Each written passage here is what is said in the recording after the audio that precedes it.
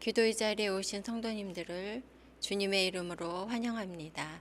먼저 이달의 암송 말씀과 샘물의 기도 함께 드리겠습니다. 우리가 알거니와 하나님을 사랑하는 자, 곧 그의 뜻대로 부르심을 입은 자들에게는 모든 것이 합력하여 선을 이루느니라. 로마서 8장 28절 말씀. 아멘.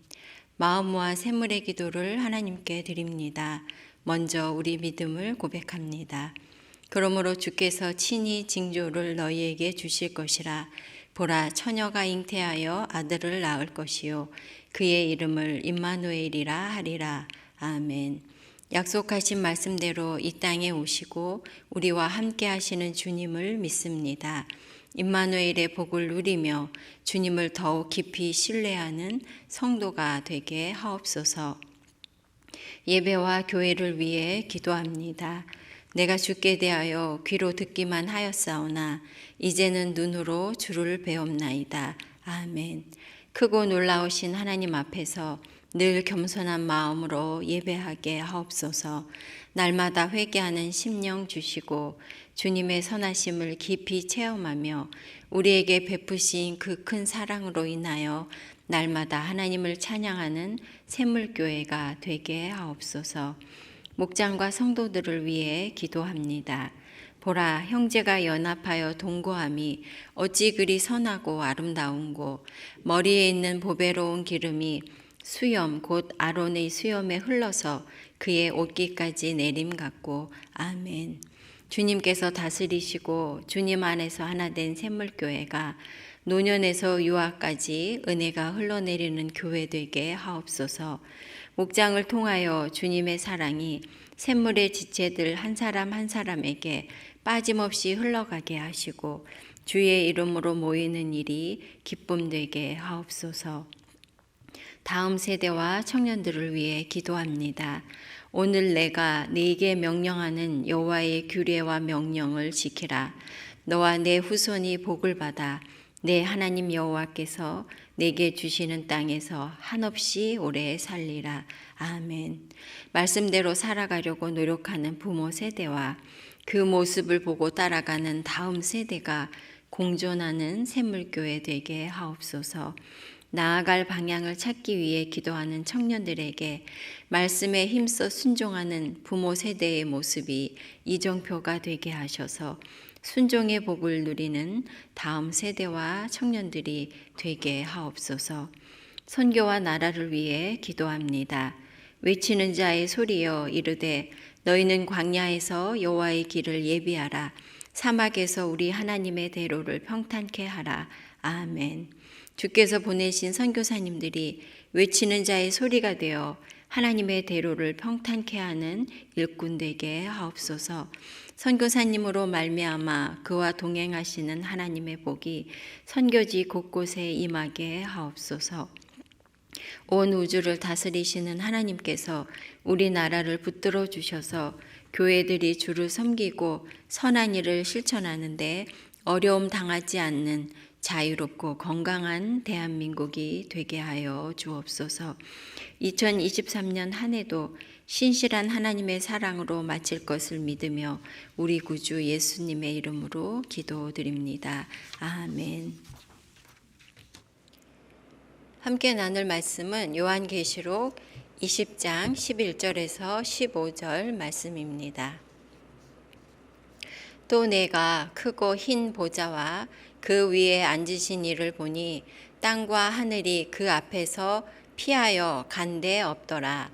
또 내가 보니 죽은 자들이 큰 자나 작은 자나 그 보좌 앞에 서 있는데 책들이 펴 있고 또 다른 책이 펴졌으니 곧 생명책이라. 죽은 자들이 자기 행위를 따라 책들에 기록된 대로 심판을 받으니 바다가 그 가운데에서 죽은 자들을 내주고 또 사망과 음부도 그 가운데에서 죽은 자들을 내주매 각 사람이 자기의 행위대로 심판을 받고 사망과 음부도 불못에 던져지니 이것은 둘째 사망 곧 불못이라. 누구든지 생명책에 기록되지 못한 자는 불못에 던져지더라. 함께 나눌 말씀의 제목은 최후 심판의 진실입니다. 성도 여러분, 최후 심판에 관한 가르침은 주로 이단들의 단골 메뉴로 등장하고 또한 과도한 두려움과 현실 도피를 조장하는 경우가 많이 있습니다. 그런 영향 때문인지 성도들 중에는 최후 심판에 관해 부정적인 입장을 취하거나 아예 관심을 두지 않는 경우도 있습니다. 그러나 성경이 최후 심판에 관해 말씀하고 있으므로 우리는 성경이 말씀하시는 것을 바르게 이해할 필요가 있겠습니다. 그러면 성경은 최후의 심판에 관해 무엇을 말씀하실까요? 오늘 본문을 통해 그 진실을 살펴보고자 합니다. 최후 심판의 진실, 첫째는 최후의 심판은 반드시 있다입니다. 역사의 마지막에는 반드시 심판이 있습니다. 역사를 바라보는 두 가지 관점이 있습니다. 하나는 순환론이고 하나는 종말론입니다. 순환론이란 역사가 끝없이 이어진다는 관점이고, 종말론은 역사의 시작이 있듯이 그 끝이 있다는 역사관입니다. 그런데 성경은 역사의 종말을 말씀하고 있습니다. 역사는 끝이 있고 그 끝에는 심판이 있는 것이죠. 11절 말씀입니다. 또 내가 크고 흰 보좌와 그 위에 앉으신 이를 보니 땅과 하늘이 그 앞에서 피하여 간데 없더라. 요한은 크고 흰 보좌를 보았고 땅과 하늘이 사라져서 그 흔적조차 없어진 것을 보았습니다. 이 환상은 이 세상의 모든 것, 이 세상의 역사가 끝나고 하나님의 심판이 시작되는 것을 의미하고 있습니다. 요한은 크고 흰 보좌와 그 위에 앉으신 하나님을 보았다고 합니다. 여기서 크고 흰 보좌는 하나님의 거룩하심과 의로우심, 그리고 하나님의 위엄을 나타냅니다. 지금까지 요한계시록은 하나님의 보좌를 24장로들이 둘러서고 무지개가 펼쳐진 장엄하고 아름다운 모습으로 묘사를 해왔죠. 그런데 이제 하나님의 보좌는 심판하시는 보좌로 묘사되고 있습니다. 특히 심판하시는 보좌가 하나가 아님을 알 수가 있습니다. 또 내가 보좌들을 보니 거기에 앉은 자들이 있어 심판하는 권세를 받았더라 하고 말씀합니다.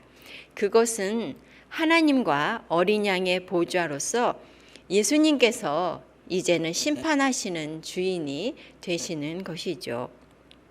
성도 여러분, 이 땅의 역사는 끝이 있고 그 마지막에는 심판이 있습니다. 최후의 심판은 그것을 믿는 사람이나 믿지 않는 사람을 가리지 않죠. 그리고 모두에게 임할 것입니다. 그러므로 성경이 말씀하는 최후의 심판이 있음을 믿고 하나님의 심판대 앞에 설 것을 준비하는 그런 성도가 되어야 하겠습니다. 최후의 심판은 반드시 있다는 것, 이것이 최후 심판의 첫 번째 진실입니다. 최후 심판의 진실, 둘째는 행한 대로 심판을 받는다입니다. 최후의 심판은 각 사람이 행한 대로 심판을 받습니다.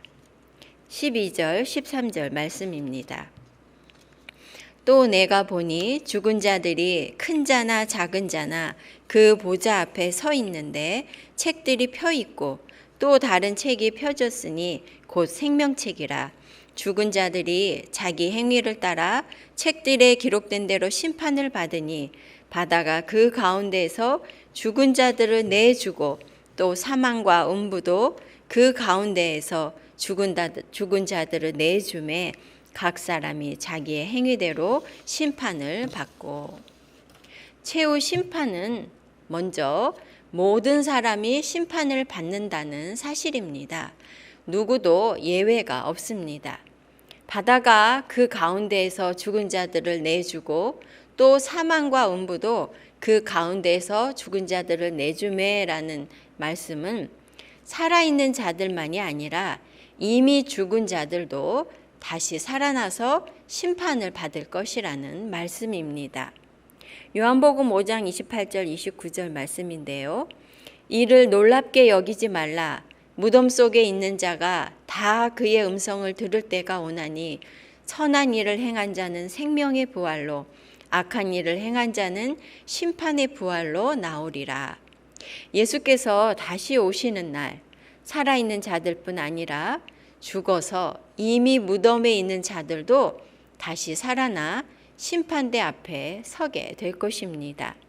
큰 자나 작은 자나라고 말씀하시는데 이것은 최후 심판은 이 세상에서 힘과 권세가 있는 사람이든 그렇지 못한 사람이든 누구도 예외 없이 심판대 앞에 서게 될 것을 말씀하는 것이죠.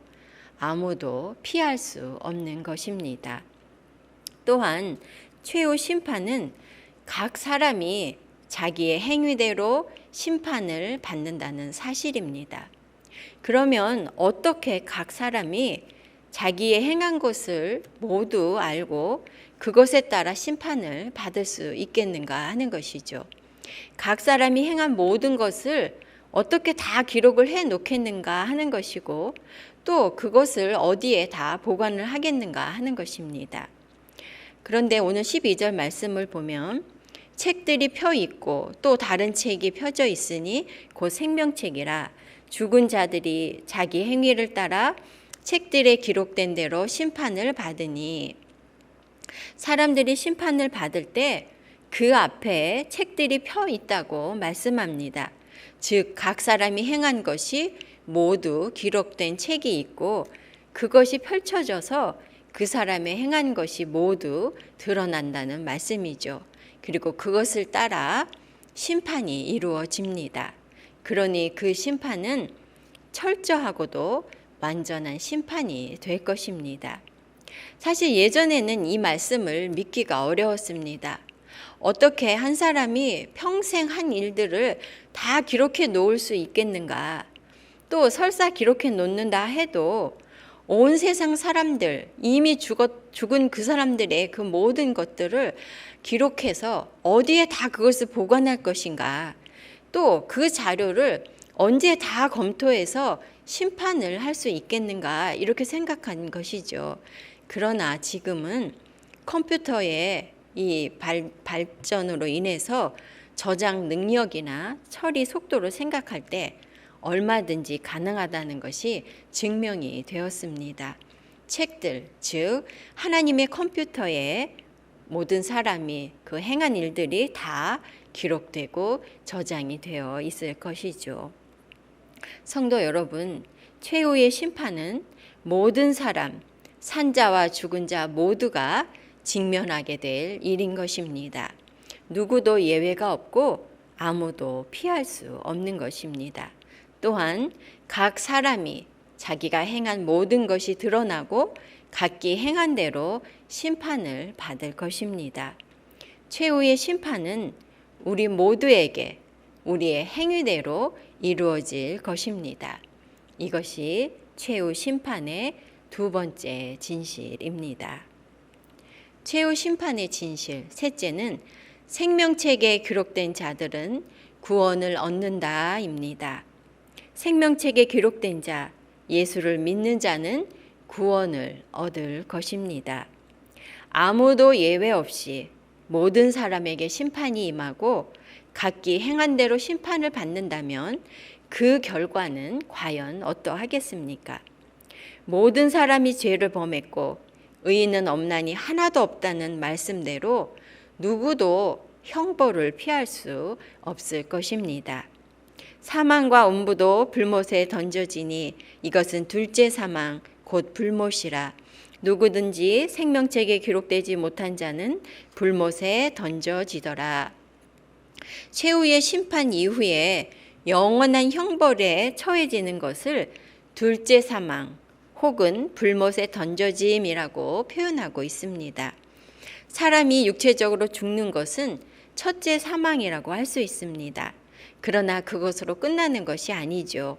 그 이후에 있을 최후 심판에서 또 다른 형벌이 내려지는데 그것이 바로 둘째 사망, 영원히 꺼지지 않는 불못, 지옥에 던져지는 형벌인 것입니다. 성경은 말씀합니다. 그러나 두려워하는 자들과 믿지 아니하는 자들과 흉악한 자들과 살인자들과 음행하는 자들과 점술가들과 우상 숭배자들과 거짓말하는 모든 자들은 불과 유황으로 타는 못에 던져지리니 이것이 둘째 사망이라. 성도 여러분, 최후의 심판의 형벌에서 구원 얻을 사람이 누가 있겠습니까? 모두가 자기의 행한 대로 둘째 사망에 던져질 것입니다. 그런데 오늘 본문에 보면 이 형벌에서 구원을 얻는 사람들이 있습니다. 12절 말씀입니다. 보좌 앞에 서 있는데 책들이 펴 있고 또 다른 책이 펴졌으니 곧 생명책이라. 심판대 앞에는 각 사람의 행한 일을 기록한 책들이 펼쳐져 있을 뿐 아니라 다른 책, 곧 생명책이 펼쳐져 있습니다.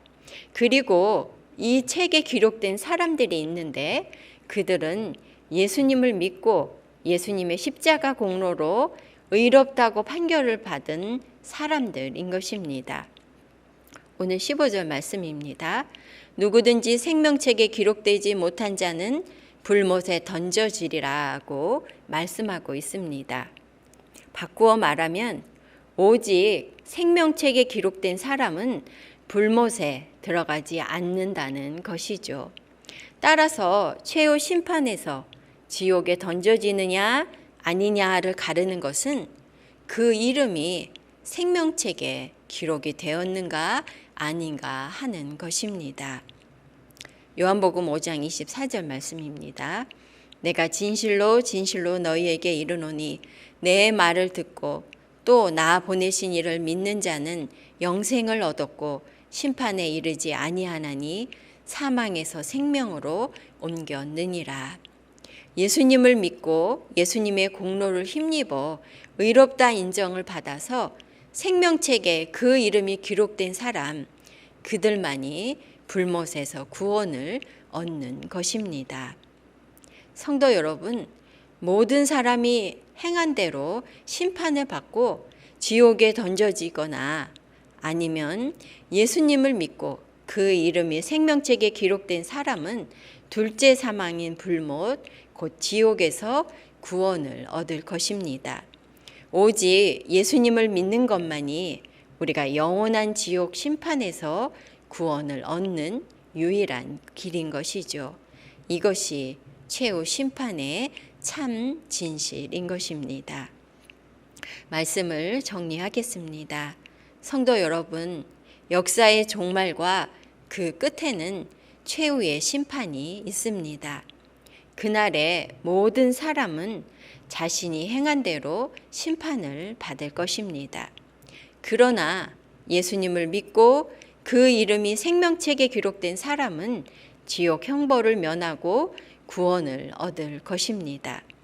그러므로 최후 심판의 유일한 대안이요 우리를 영원한 지옥 형벌에서 구원하시는 예수 그리스도의 이름을 굳게 붙드는 저와 여러분 되시기 바랍니다. 아멘. 기도 제목 나누고 기도하겠습니다. 첫째는 나와 우리 가족 모두 생명책에 기록된 사람이 되게 하소서. 우리 모두 생명책에 기록되어서 구원을 얻는 사람들이 되어야 하겠습니다. 둘째는 샘물 행복 축제를 위해서 기도해 주시기 바랍니다. 우리 주변에 생명책에 이름이 기록되지 않은 사람들이 누가 있습니까? VIP를 찾고 품고 기도하며 영혼 구원하는 샘물 행복 축제가 되도록 기도해 주시기 바라고요. 또 연약한 성도들 위해 기도해 주시고 여러분들의 기도 제목으로 기도하시기 바랍니다. 기도하겠습니다.